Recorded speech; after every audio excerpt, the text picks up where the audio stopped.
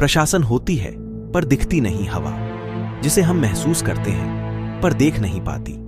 ऐसे ही बहुत सी चीज हैं इस दुनिया में जो इंसानी आंखों से देख पाना मुमकिन नहीं। ऐसी एक और चीज है जो हम सबके अंदर है, आत्मा कहते हैं। इंसानी शरीर को छोड़ने के बाद आत्माएं भी यहां से अपनी दुनिया में वापस चली जाती है, पर कभी कभी चीज पलट भी जाती है।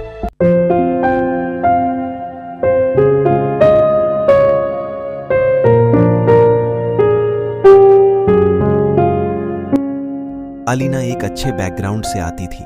एलिना को सिंगिंग में बहुत ज्यादा इंटरेस्ट था और वह अपना ज्यादातर टाइम उसी में बिताती थी।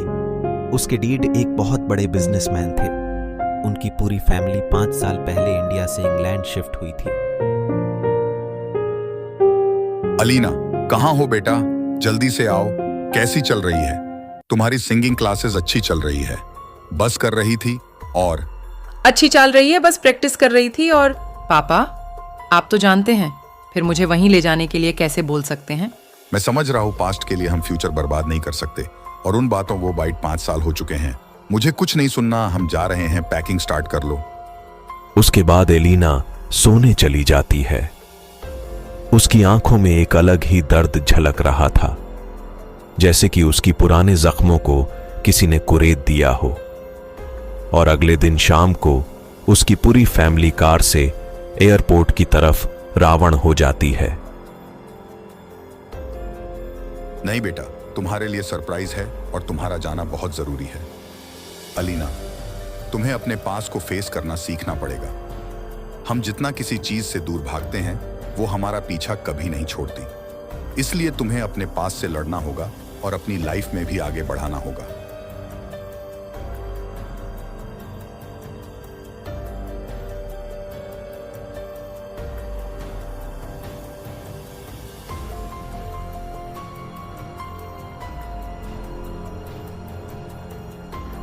एलिना अपने ही ख्यालों में कोई रहती है।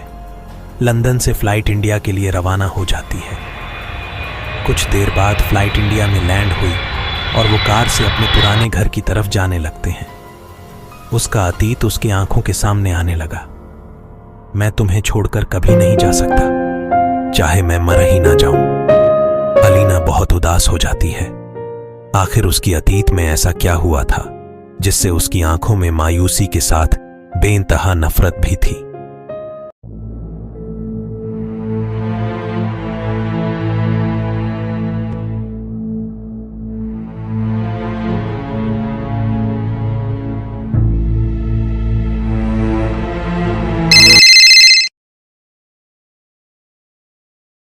डेविड कहां तक पहुंचे हैं? बस कुछ ही देर में हम लोग अपनी विला पहुंच जाएंगे। थोड़ी सी उदास है, तुम मत करो। जिस कम के लिए हम इंडिया आए हैं मैं वो करके ही लौटूंगा। एलिना, मैं तुम्हारी तकलीफों को समझ रहा हूं, पर अपनी बाइट कल को भूल की ही तुम खुश रह पाओगी। बेटा, तुमने कुछ गलत नहीं किया है, और जिसने तुम्हारे साथ गलत किया है उसकी सजा उसे जरूर मिलेगी। चारों तरफ घना जंगल था, अचानक से कर बंद हो गई।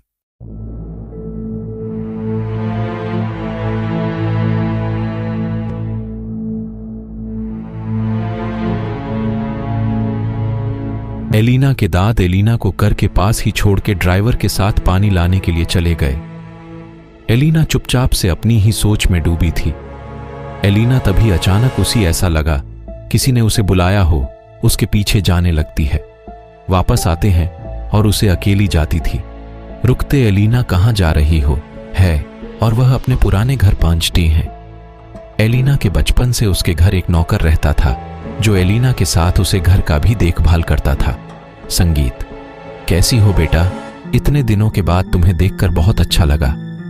अच्छी हूं मैं वीरू काका, आप ठीक है ना? एक बात पूछूं, बुरा तो नहीं मानोगी? आज तो बहुत आती होगी। संगीत, 5 साल पहले जो राज दफन हो गया था वह फिर से एक नए रूप में जन्म ले चुका था। एली ने अपने रूम में सोने की कोशिश कर रही थी, लेकिन उसे नींद बिल्कुल भी नहीं आ रही थी। वो सिर्फ इधर से उधर करवटें फिर रही थी। कहते हैं जब कोई चीज आपके किस्मत से जुड़ जाती है तो आप चाहे कितना ही दूर चले जाएं, आपकी किस्मत आपको उसके पास ले ही आती है। अचानक से एलिना के रूम की गेट अपने आप खुल जाती है। मनुष्य कोई चिपकी देख रहा हो। हंसी। अचानक से एलिना की आंखें खुल जाती हैं और वो उठ बैठी है।